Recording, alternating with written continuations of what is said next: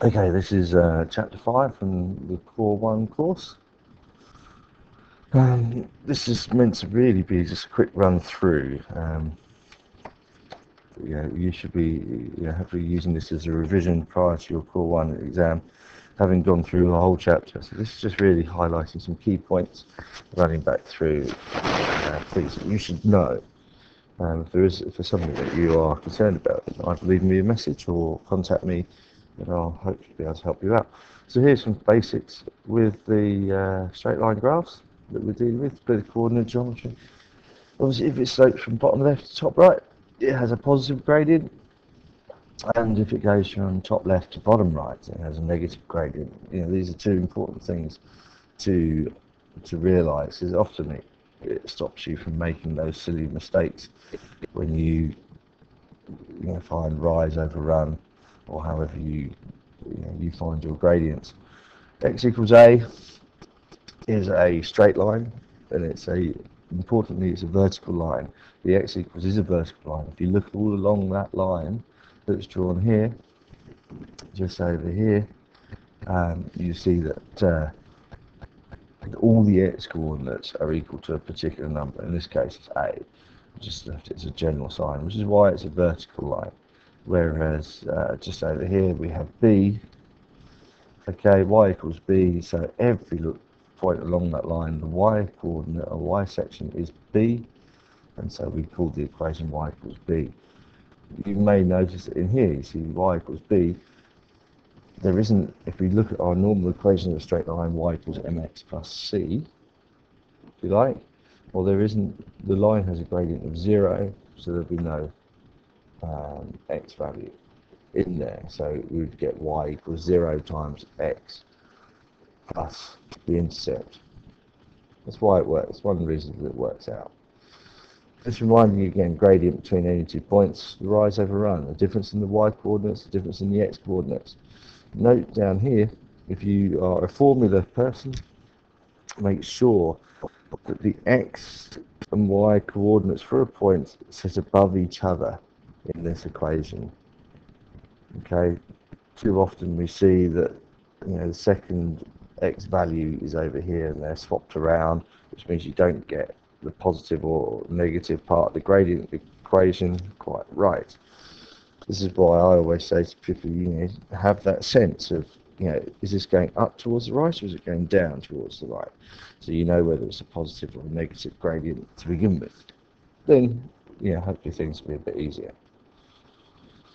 Moving on, if we want to sketch graphs, we should be able to sketch at this level a linear graph quite in a straightforward manner.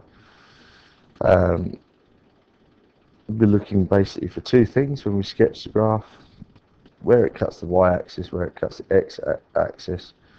Should be able to find that quite quickly. Okay, one is when y equals 0, that's the x-intercept. One is when x equals 0, which is the y-intercept. If you use those two things in the equation, y equals 0, and then on a separate line, x equals 0, you find the 2 points. Therefore, you can actually very quickly and easily sketch the graph by using those 2 points.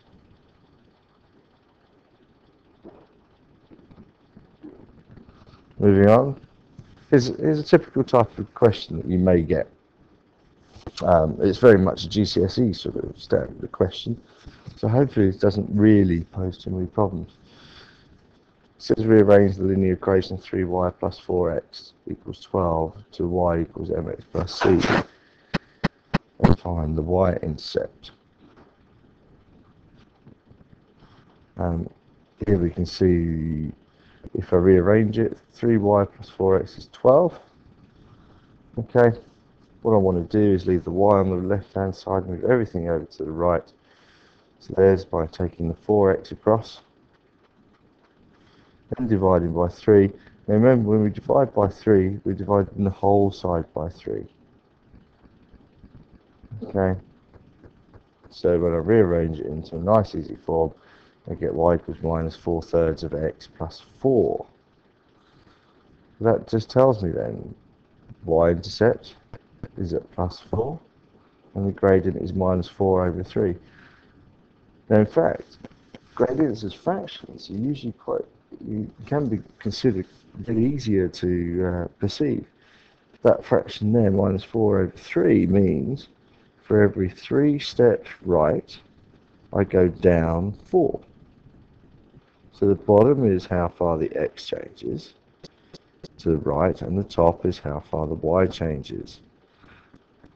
Now, because it's negative, it means it doesn't go up for 3 steps to the right, it goes down, and giving us our negative gradient.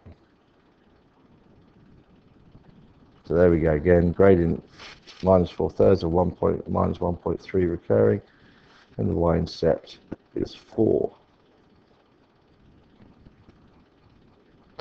Parallel lines, quick little bit reminder about parallel lines. The important thing about them is they have the same gradient. Okay, so if I'm given this equation y equals 5x minus 2, and I know that equation has the same, an equation has the same gradient as that and goes through the point 0.8, I could say, well, the parallel line has gradient 5 because we're told it's parallel to this 5x minus 2 here. Okay, and I'm also then told it goes through this point 0.8, which happens to be the intercept. You're not always given the intercept, but in this case, that's what you've got.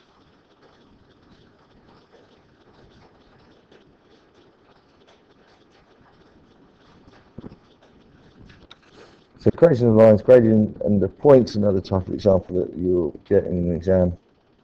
Given the gradient is 7 and the point is 3,6, we start off with the equation y equals 7x plus c. Now I can put in point 3 and 6, so substitute y is 6 and x is 3, and use that to calculate that c is -15 in this case. Simply quite a straightforward way, and hopefully that doesn't fill you too much dread. Given 2 points, there's a couple of ways of doing this. One is to actually find the gradient between 2 points. It's quite easy, and then do what we did before using that. So see here I've written out 2 types of solutions. One on the left hand side, which is finding the gradient, found it was 3, put in the point, any of the points, 3, 2 or 7, 14, to find out what c is. There is another equation, y minus y1 over x minus x1 equals m. Okay, basically you put in a point, and from that point you can rearrange to find an equation. I'll just show you down here. I'm putting in the point 3, 2. So you see there, I'll do y minus 2 over x minus 3. I found the gradient, and the gradient was 3. Then it rearranges straight away through to that equation. So these are 2 ways of doing the same thing. Okay. Perpendicular line, 2 lines are perpendicular. Now this is very important because they do like these sort of questions. Then their gradients multiply to be -1. Well, that's the formal way that we try and understand this idea. More informally, it's -1 over to find the gradient. So if I've got a gradient of 3, the perpendicular gradient would be -1 over 3. If I've got a gradient of -4, perpendicular gradient would be plus 1 over 4. Further down, if I've got a gradient of 2/3, then the gradient of the perpendicular would be -3 over 2. But we do like these types of questions, so please, do some work on those. They'll often find a question where they're asked to find out the parallel or the perpendicular line and then find the equation from it. There's also the point that they may in fact ask you to find the tangent using differentiation and then the equation of the line after that. Do revise through this. It should be one of your easier topics in this unit.